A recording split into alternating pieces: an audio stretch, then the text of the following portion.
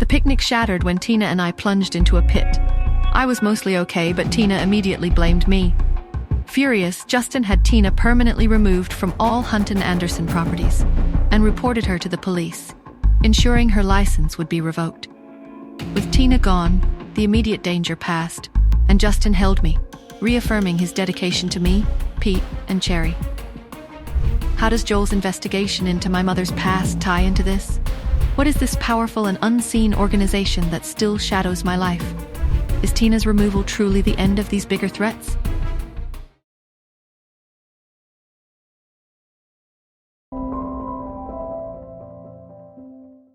Mommy and Daddy are definitely getting closer, Cherry declared, her eyes sparkling with satisfaction. Did you see how Daddy hugged Mommy after the pit thing? And he said he was sorry. Pete nodded, a rare grin spreading across his face. And Mommy didn't even get mad about the pit. She just hugged us. Operation Happily Ever After is working. Cherry giggled, high-fiving Pete. But they still haven't gone on a proper date. We need to make them. What's next? Pete asked, his eyes wide with anticipation. Cherry tapped her chin thoughtfully. Daddy loves old movies. And Mommy loves quiet. We need a quiet old movie, somewhere dark, so they have to sit close. Pete's grin widened. And then they'll hold hands. Later that morning, I found myself in the cozy sunroom of the Anderson villa, sipping tea with Melissa. The quiet hum of the house, the familiar warmth of her presence was a stark contrast to the escalating complexities of my life with Justin. Melissa, I began, my voice softer than usual, a hint of vulnerability I rarely allowed to surface. Can I ask you something? About relationships? Melissa's eyebrows rose in gentle surprise. Of course, dear. What's on your mind? I hesitated, tracing the rim of my teacup. Justin and me. It's becoming something, more than just sharing the children. I looked at her, a knot of apprehension tightening in my chest. He talks about family. He hints at more. Melissa smiled, a knowing warmth in her eyes. He's clearly very smitten with you, Nora. And you with him, I dare say. I felt a flush creep up my neck. I don't know what I feel. It's new, complicated. I've always been so independent, and with all the threats, the danger, my past. I gestured vaguely. Is it fair to him? To Pete? To invite them into all that? Nora, Melissa said, reaching across the table to gently take my hand. Love isn't fair. It's messy. And you, more than anyone, deserve happiness. As for the danger, Justin Hunt is a formidable man. He knew who you were from the start, didn't he? He's chosen this. And look at Pete. He's thriving with you. She squeezed my hand. Sometimes, dear, the greatest risks bring the greatest rewards. And you've always been a risk taker. Her words, simple and direct, resonated deeply. Meanwhile, in Justin's opulent home office, he leaned back in his leather chair, a rare, relaxed smile on his face as he spoke to Chester on the phone. She said, "Yes, Chester," Justin said, his voice laced with a boyish glee. "To staying here, to feeling like a family," Chester chuckled. "Took you long enough, boss." Anyone with eyes could see it happening. Pete's a different kid with her around, and Cherry... Well, Cherry runs the show now. She does, Justin agreed, a fond exasperation in his voice. But it's good. It's really good, Chester. I think I'm falling for her. Hard.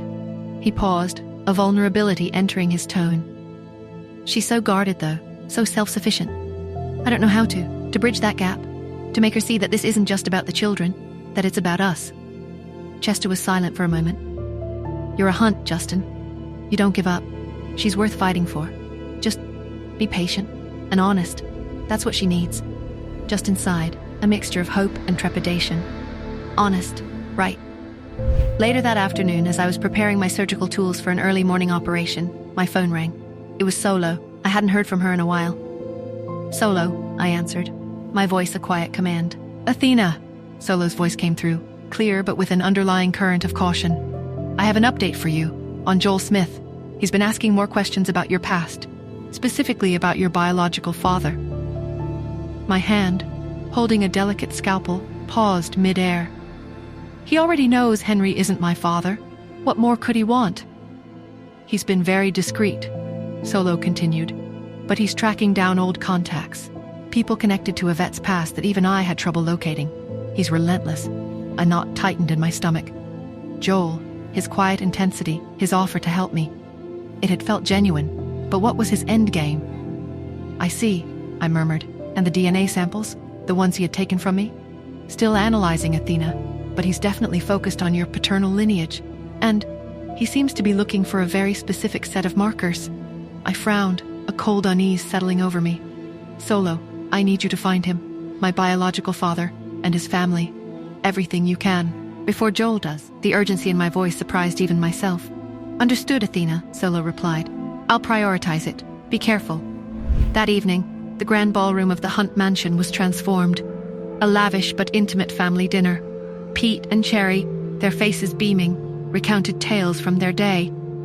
Justin's gaze kept finding mine across the table, a warmth in his eyes that stirred something unfamiliar and exhilarating within me. After the children had been tucked into bed, Justin walked me back to my room. He stopped at the doorway, his hand resting on the frame. Nora, he began, his voice low, his eyes direct and unwavering. I need to tell you something. I've realized what I truly want. My heart pounded, a frantic rhythm against my ribs. I knew what was coming. The plunge. What is it that Justin is going to tell? Is it going to be a proposal? Should I accept it? How will Cherry react to this? Hi, Nora here. If you are wondering what happens next, then download the Pocket FM app and listen to the exciting episodes of Saving Nora Now with the link in the description.